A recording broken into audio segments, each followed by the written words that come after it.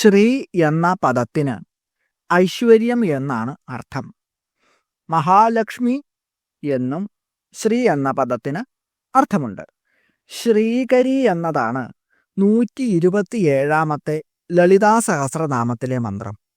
ഐശ്വര്യം ഉണ്ടാക്കുന്നവൾ അഥവാ ഐശ്വര്യം നൽകുന്നവൾ, ശ്രീകരനെ സംബന്ധിച്ചവൾ എന്നും അർത്ഥങ്ങളുണ്ട്.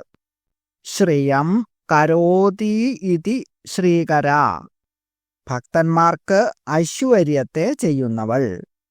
മഹാവിഷ്ണുവിൻ്റെ നിർദ്ദേശപ്രകാരം ശ്രീകൃഷ്ണൻ അവതരിച്ച സമയത്ത് യശോദയുടെ ഗർഭത്തിൽ അവതരിച്ച് കംസന് വരാനിരിക്കുന്ന ആപത്തിന് സൂചന നൽകിയതുകൊണ്ട് അമ്മ വിഷ്ണുവിൻ്റെ സഹോദരിയായി.